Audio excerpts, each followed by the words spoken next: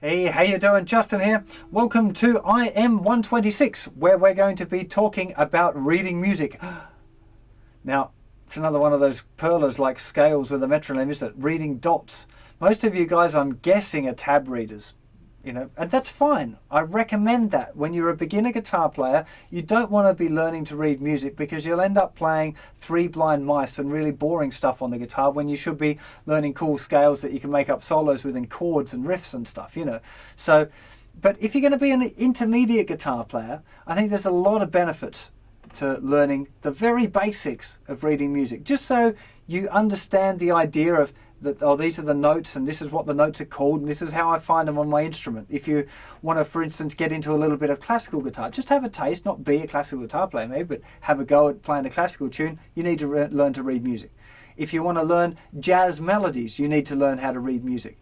If you want to make up like a chord melody where you play a chord and melody at the same time from a sheet music book, then it's really helpful to be able to look at the melody that's being played and figure out how to do it on the instrument. So what I recommend that we do in this session is that we have a look at understanding the notes on the stave and how to find them on the instrument. And there's a third stage as well if you're looking at really at learning to sight read, which is be able to read instantly, which is you learn the notes on the stave, that's part one. Learn the notes on guitar, that's part two. And then the flow of seeing it and making it come out the instrument would be part three. We're not going to be looking at part three much, right? We're going to start off with just talking about the notes on the stave. Now, I've mentioned stave a couple of times. A stave is what we call the 5 lines that notation or the dots are written on. Now, tab has 6 lines, of course, that represent the 6 strings. The stave 5 lines have got nothing to do with the guitar strings at all because they're universal. They can be read by any instrument, and that's a pretty cool thing as well. If you're trying to write down something that you can do on guitar for a violin player to play on your record or something, there's loads of good reasons to be able to read a bit, right? So the first thing we need is to have a look at a stave. So let's get a little stave going up just here.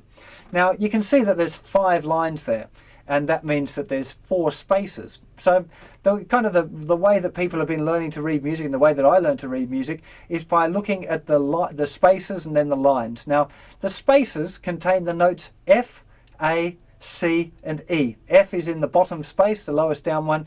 A is in the next space up. C is in the space above that, and the top space has the note E in it.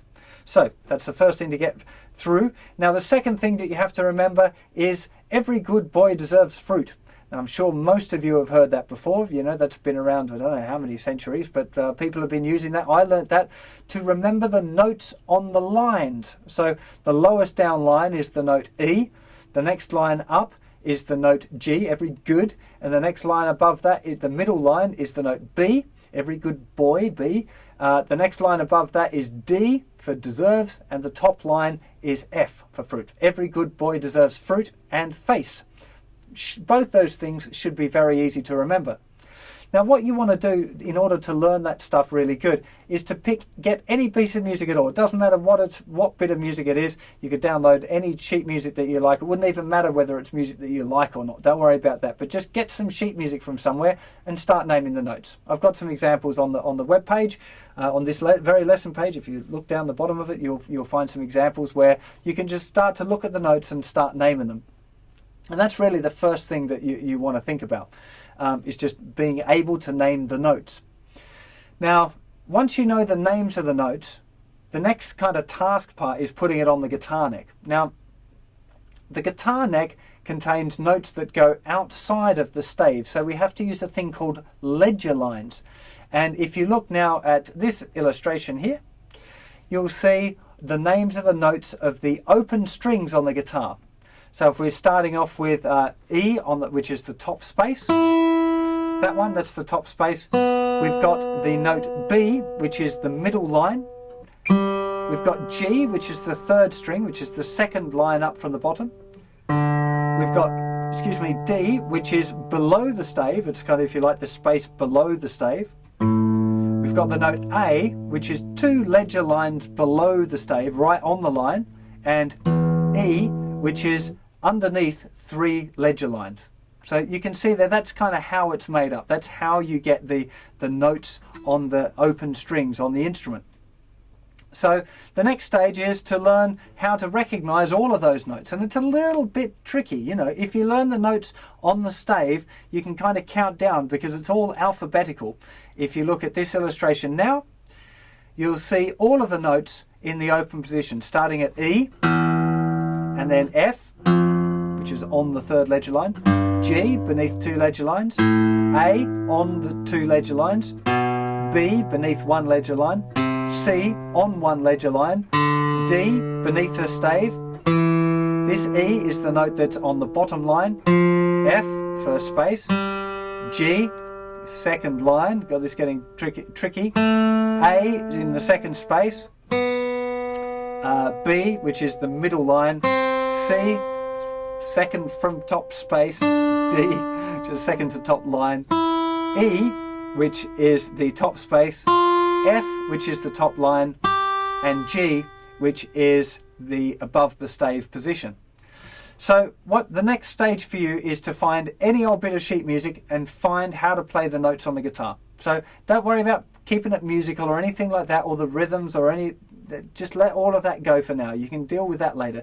What you want to do to start off with is just looking at the note and going, right, okay, that one, that's on the middle line, right? So middle line, every good B, boy, so it's a B note and then B. Now, which was that B on the guitar? You'll probably have to use that little chart that I've just had on the screen. It's on the website, either print it out or write it out for yourself, and then go, B, okay, that was that B. Because there's two Bs. There's B here at the second fret of the fifth string and B open string. So you need to know not just what the notes are, but which E is which, you know, or which B is which on the guitar. You know, takes a little bit of practice. And I've got to be honest, learning to read music properly and just be able to look at it and play it on the guitar is a real pig. It's difficult to do, which is why most people don't do it.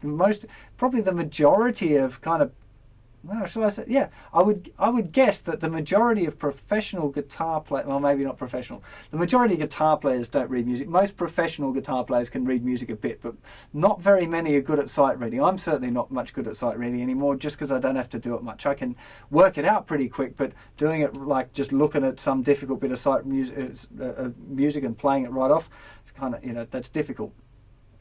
The reason it's difficult, actually I may as well explain to you, we've got plenty of time, is that the one note can be found in lots of different places on the guitar. So if we take the note E in the top space, that's here, that's this E.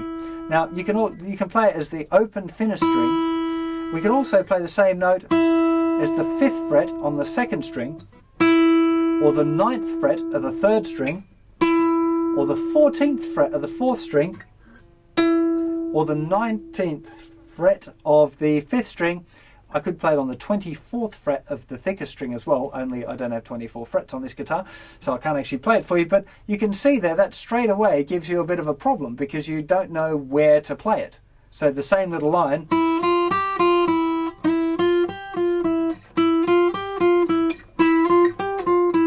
can be played all over the guitar neck. Now tab sorts that out and it just says, this is where you play the notes, which is a lot easier when you're a beginner guitar player. But like I said, if you're trying to communicate with another musician who's maybe not a guitar player, they're not going to know tab or how to use it. So learning just the basics of how to read and you know, what the notes are is a really, I think it's a really good skill. You know, it's a bit difficult. Now, what I'm trying to show you is just open position. I don't think that you should bother trying to learn up the neck yet, right? That's a whole nother ball game, and it just takes loads and loads of practice if you want to do it. It's not particularly difficult, just takes lots of practice. So what I would recommend that you do is get used to playing in this open position.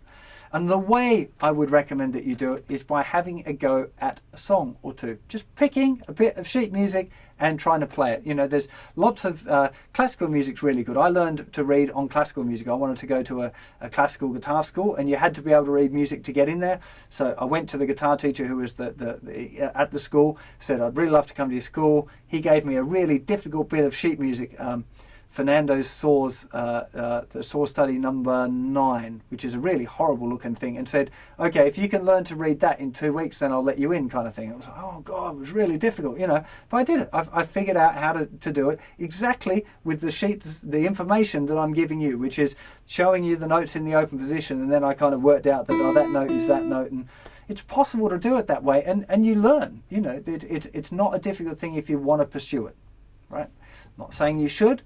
I'm just saying, let's get the basics down and understand how to read the notes on the stave, how to find them on the guitar neck, so that you can use that skill. That's what I would like you to do. So go and check out the examples that I've got on the website. Have a go at just naming the notes. You can do that anywhere. Naming the notes you can do on the train. If you just got a bit of sheet music, you can look at it and go, right, okay, top space, oh, that's a F, A, C, E. That's an E. Well, hey, you know, and keep going like that just to learn what the notes are on the stave. Same with the counting the lines, you know. When I was learning to read music, I go, right, okay, well, I know that bottom line's an E, so the next space down is a D, and then the next space down there must be a C, so, oh, that must be a B, you know. Be cool with that. You know, when you're learning, that's what's going to happen. And the more you do it and the more experience you get, the faster you'll get to recognize them, and you'll just go, yeah, that's that note, and that's that note, and that's that note, and that's played here, you know. So stick with it. I know it's a bit gnarly, and doing this kind of, you know, note reading thing, a lot of people don't like doing it, and I kind of don't blame them, but I do think it's a really useful skill. So if you want to go through and you want to do it, you know, I think be a really good solid intermediate player and not get kind of unstuck later when there's something you want to do, I'd have a good crack at this note reading thing. It's a bit tricky, but really worth sticking at. So I hope you understand the basics now and you understand what to do. There's a lot more information on the webpage, of course, because this is about reading music and not me talking or playing stuff. So have fun with that, and I'll see you for another lesson sometime very soon. Take care of yourselves. Bye-bye.